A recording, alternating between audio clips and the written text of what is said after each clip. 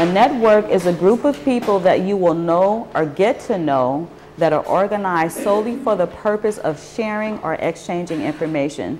So the basic networks will be your professional network, organizational network, and then personal network.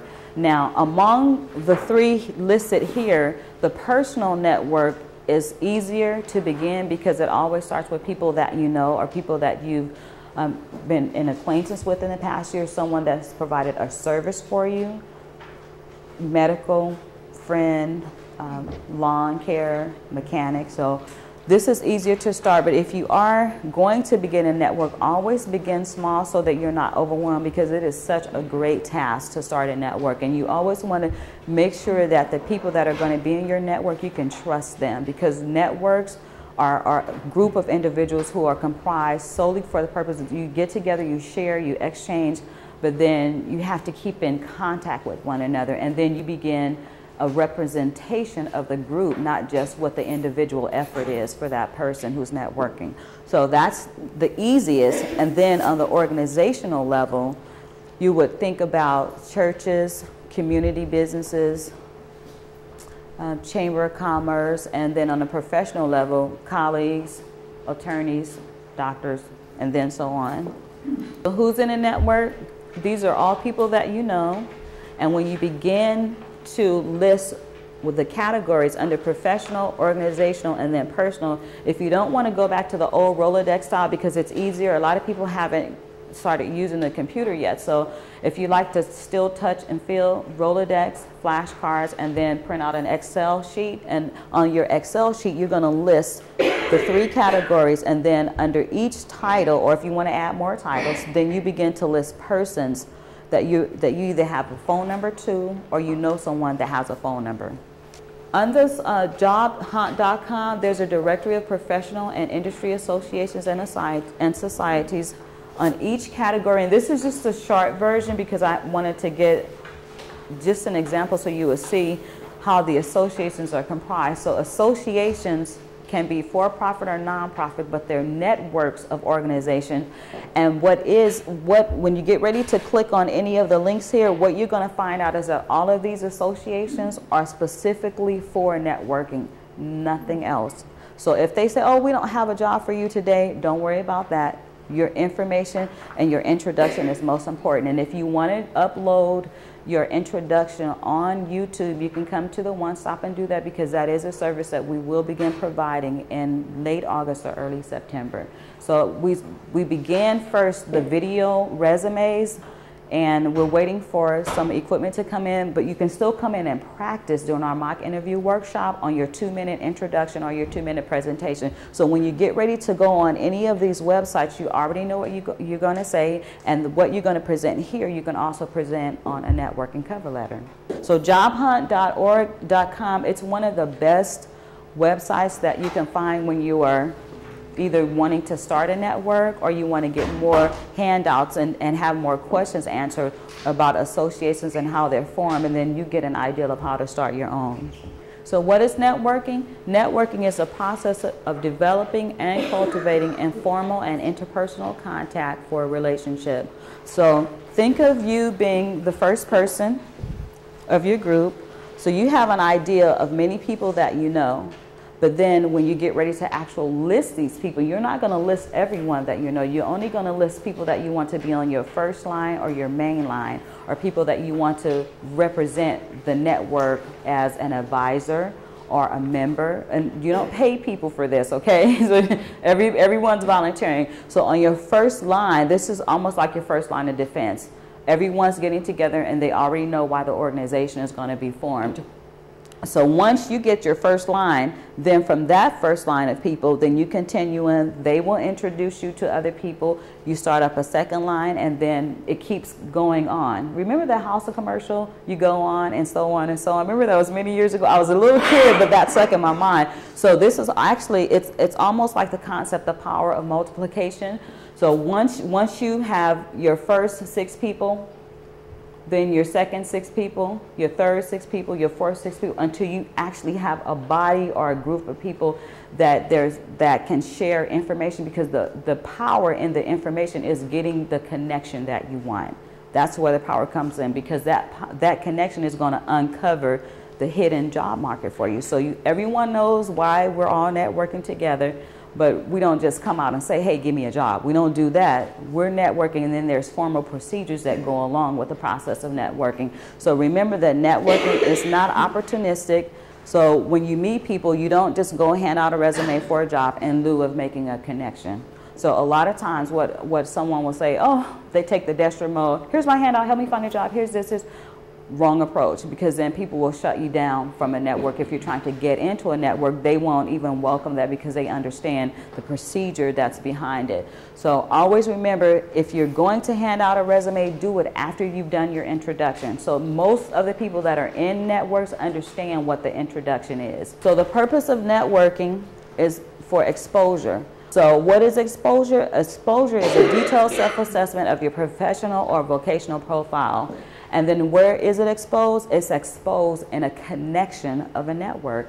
And then to whom is it exposed? Now this you really, really have to be careful, because if you have a job and you're connecting, and then the person that you're working for doesn't know that you're looking for a job, and they're able to go on to all of the social networking sites, Twitter, LinkedIn, then you don't want your information out there. So what you can do is you can block your person, you can block your name, and then put a fictitious person's name. Then when you get the interview and you get the job, you can reveal who you are, because you don't want your boss to come and say, oh, she's looking for a job, I'm going to let her go because we just found out she wants to leave. So you don't want to do that. You want to be very, very careful about networking, because you don't know, once it goes on the internet and it's posted to a website, your information becomes property of that website. So you don't want someone else to come in, find out what you're doing, and then kind of stop your progression. So to whom it is exposed is directly with people who have information about the area of employment that you're interested in. And remember that when you're on these networks, that there are groups, subgroups, especially with LinkedIn, and what the subgroups are, they're the final stage where all the information has been collected on any person who wishes to either transition to another job or to start a new job. So in the subgroup, the recruiters for LinkedIn, they actually hand over these resumes and the information that they're collecting from their website to the actual employer, so that you can get an interview. So are you prepared for the exposure? Being prepared means that you're going to determine what the basis of your presentation will be, what the cost is for you and the prospective employer. So now, Harry, he's looking for a position in engineering. She's going to be his employer. She's checked Facebook, Twitter, LinkedIn, and then there's like 5 new ones that just sprang up about 5 weeks ago. I've been checking the internet for that. And so now she's going to check him and find out by his last employer how many years he worked there, how old he is, and then they're going to figure a package and say, well, what is it going to cost us to hire him as an engineer? Should we bring him on as a contractor instead? Should we make him another offer? And if we bring him on as a contractor, we won't have to pay benefits. So the cost will be your investment in by doing your research in the company, and if you are willing to take a pay cut or to not have benefits if you don't have them already. So in everything that you do, you want to consider what the actual costs are going to be from the beginning. So if you're looking for employment, then you're going to convey all of your experience from a professional level. You're going to inform the hearer of your ability or desire for continuing education. From there, if you are comfortable with that level, then transitional employment, this is for someone that already has a job, or they are in school and they're transitioning from school to career, from career to career. Then they're going to really examine what their current role is, or their current function, or if they're even capable of transitioning using transferable skills, transitioning from one job to another job in a different industry. So if you're going from career to re-career, when was the last date of employment? If you're an actor, when did you submit and write your last script? When did you have a performance? If you're in the entertainment industry, when was your last project completed?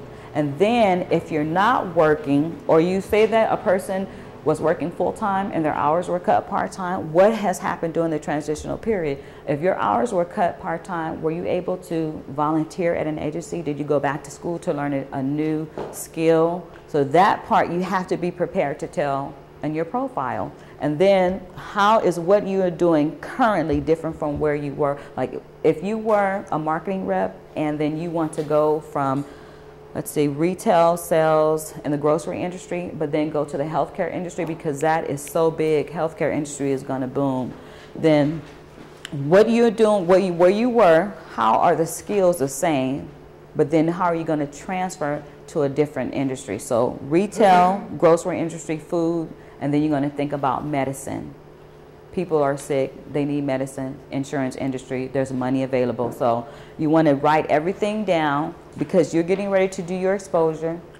Your exposure is your presentation of yourself, your 2-minute introduction on the internet. Now, on your profile, you're going to use your abilities, qualities, and skills.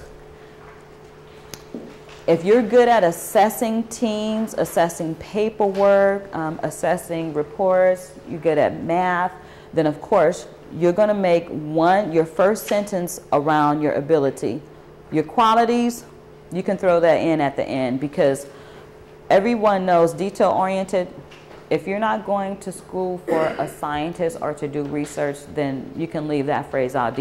Results-oriented, you can leave that out because everyone wants results. So you want to go with skills and abilities. That's going to be your stronger 2 sentences.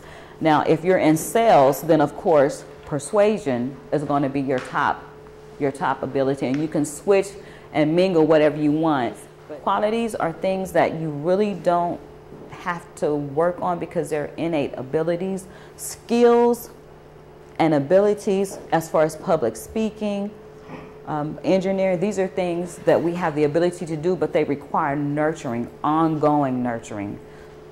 When you blend the two and you're making your profile, you want a strong introduction, and then you blend it in at the end to go on so that person will be able to ask you questions, because you want to keep the communication, the connection open. The more interested they are, the more you get a connection into a network. When I read this, I was baffled. I kept thinking, so this is why people continue doing what they do when they're at work, because it's something that they like. Now, if it's something that they don't like, because the fact that they're getting paid to do, and they're getting some enjoyment out of it, because things that you don't enjoy, you won't do.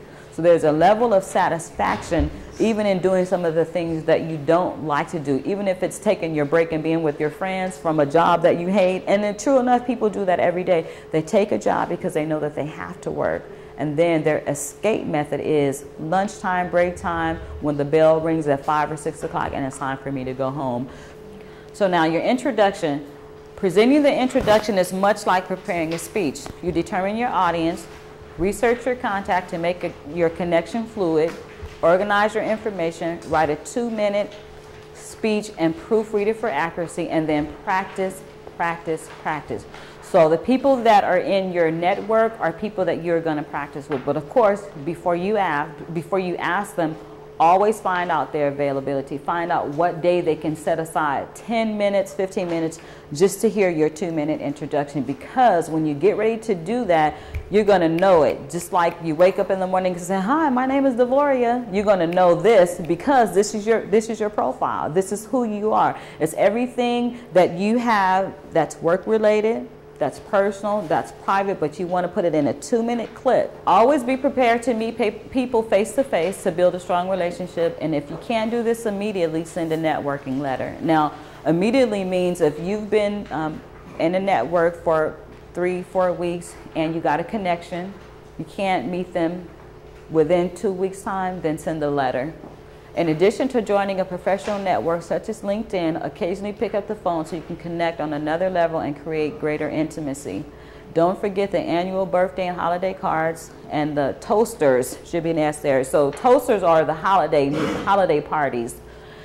And don't forget to send a cute internet jingle. So one thing about a network is much like having a relationship with a best friend or someone that you want to get to know. You have to actually build the relationship, and you do things within the network that people enjoy. You learn things from other people.